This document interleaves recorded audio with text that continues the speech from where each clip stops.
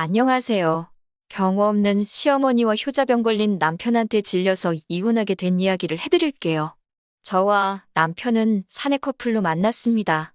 남편과는 처음부터 결혼을 염두에 두고 만난 것은 아니었어요. 하지만 남편이 이직을 앞두고서는 저에게 청혼을 해오더라고요.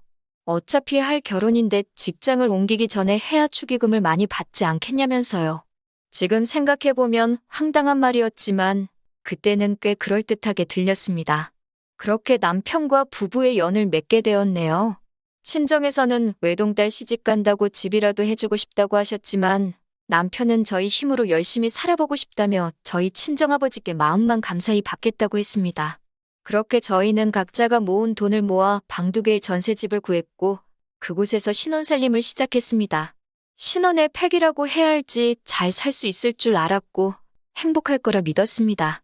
그러나 결혼 생활이라는 게 생각만큼 즐겁고 행복하기만 한 건 아니더라고요. 특히 2년 정도의 신혼생활을 즐기고 아기를 가지려던 원래의 계획과는 달리 2달 만에 아기 천사가 저희를 찾아와 주었고 그로 인해 저는 죽는 게 낫겠다 싶을 정도로 힘든 입덧에 시달리게 되었습니다. 얼마나 심했는지 음식은커녕 물을 삼키기도 힘들었고 하루는 길에서 쓰러질 뻔한 걸 가로수를 잡고 간신히 버텨내기도 했습니다. 솔직히 그때는 임신한 사실이 하나도 기쁘지 않고 힘들고 우울해서 죽을 것 같았습니다.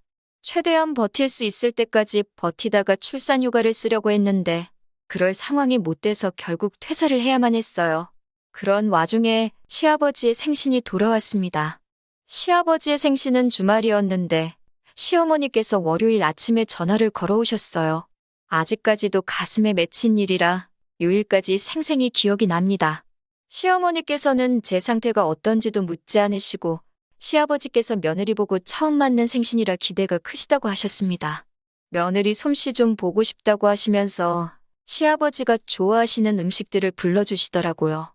제가 입덧 때문에 못할 것 같다고 했지만 왜 해보지도 않고 못한다고 그러냐면서 정성이 중요한 거 아니겠냐고 거의 다그치듯 말씀하시더군요.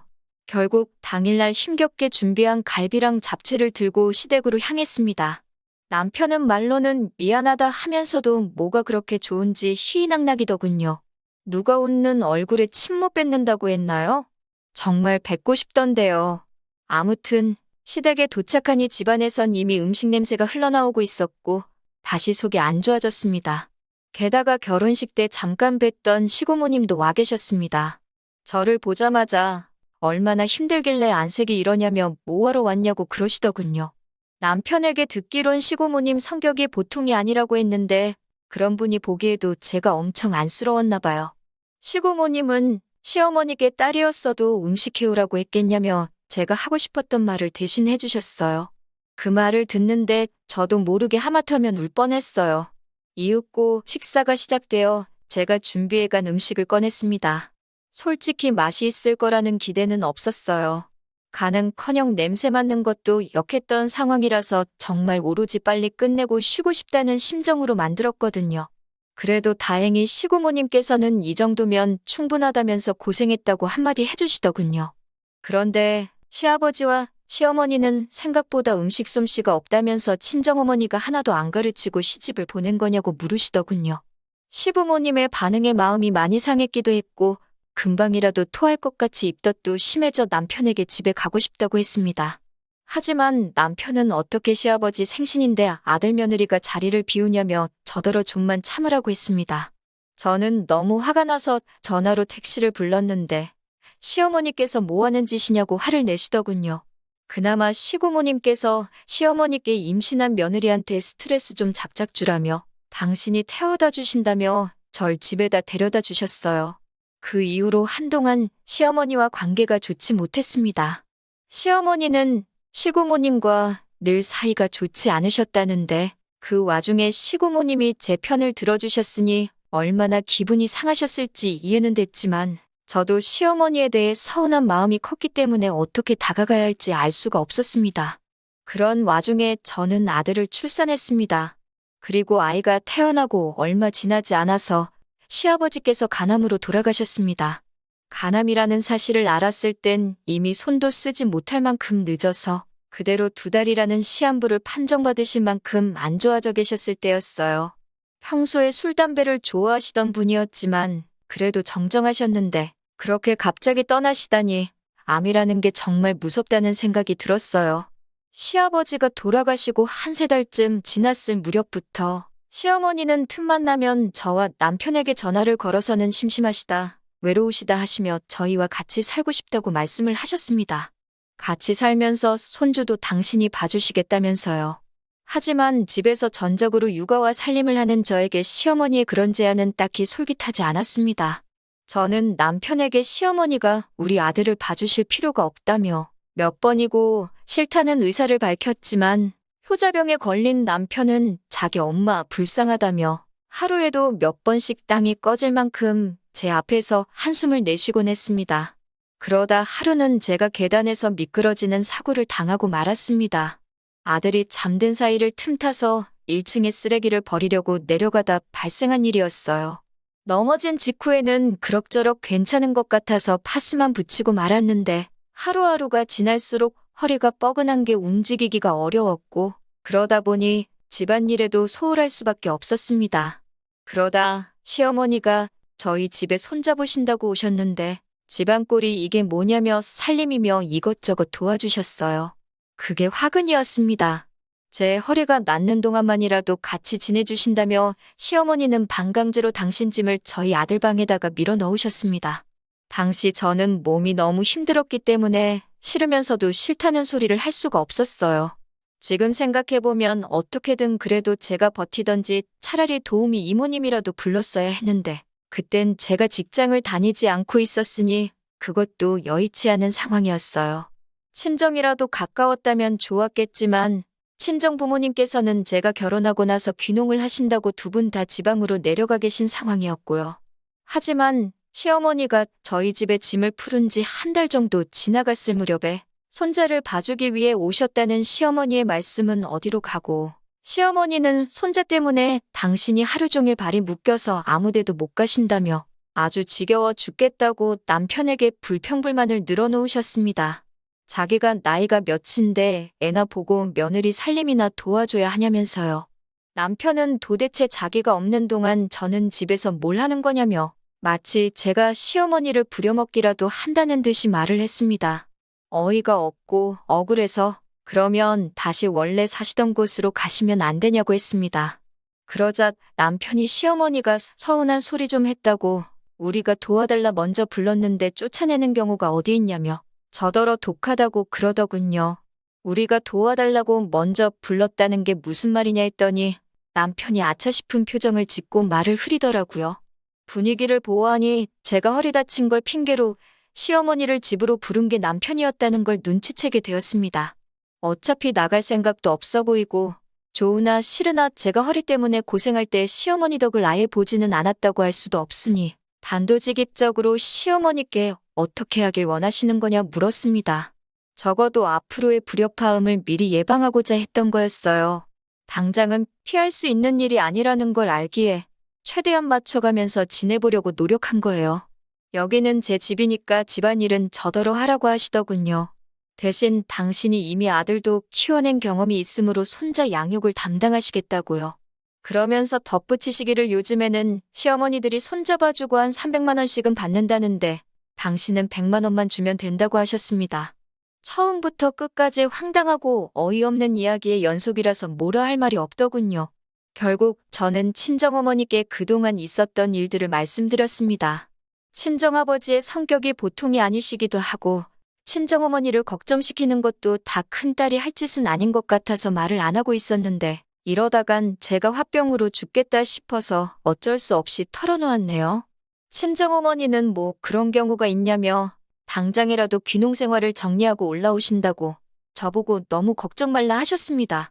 그때만 해도 진짜 올라오실 거라고는 생각도 못했고요.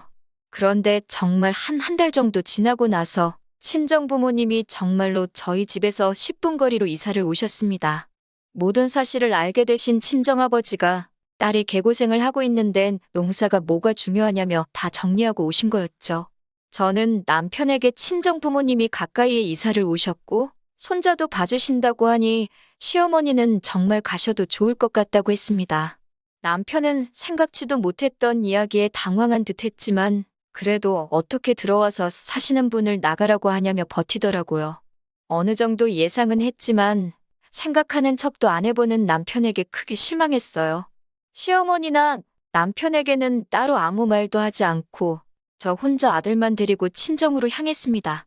남편은 늘 저희 친정아버지를 무서워했기 때문에 절대로 막무가내로 찾아오지 못할 거란 걸 알고 있었거든요. 그런데 일주일 뒤 시어머니께서 전화를 걸어오셨습니다. 당신이 졌다며 저더러 손자랑 돌아오라고 하시더군요. 당신은 전에 살던 집으로 돌아가신다면서요. 며느리 없이 다 큰 아들 삼시세끼 밥 챙겨 먹이고 하는 게 보통 일이 아니셨나 봅니다. 기왕 이렇게 된 거 남편 정신 좀 똑바로 차리라고 한 3일 정도를 친정에서 더 버티다 집으로 들어갔어요. 여기서 끝이었다면 그래도 아이도 있는데 제가 이혼까지 생각하지는 않았을 거예요. 지난해부터 저는 다시 직장 생활을 시작했습니다. 친한 언니가 창업을 하는데 같이 하게 되었어요. 그래서 출근할 때 아들을 옆에 사는 친정어머니께 부탁드리고 퇴근할 때 데리고 오는 일상이 시작되었습니다. 한 달에 70만 원씩 드렸는데 그나마도 손자 옷이다 신발이다 그런 것들에 쓰셨어요. 죄송하고 감사하고 복잡한 마음이었습니다. 그런 와중에 시어머니께서 친구분들하고 서울에 오신다면서 저희 집에 애를 보러 오시겠다는 거예요. 친정어머니께서 애를 보고 계셔서 그건 힘들겠다고 하니까 그럼 저희 어머니 번호를 달라고 하시더군요. 저는 그때만 해도 저희 어머니랑 통화를 해서 무슨 방법이라도 찾아보시려나 싶어서 일단 연락처를 드렸습니다. 제가 직장에 있었기 때문에 바쁘기도 했고요. 그런데 시어머니께서 저희 친정어머니께 말씀하시기를 자기가 서울 올라오는 날에는 저희 집에 오셔서 손자를 보라고 하셨답니다. 그러면 당신이 친구분들하고 와서 손자 자랑 좀 하신다고요. 시어머니가 손자 보고 싶으신 마음이야 이해를 하겠지만 그렇다고 어떻게 사돈한테 오라가라를 할 수가 있는 건지 도대체 이해가 안 되더군요.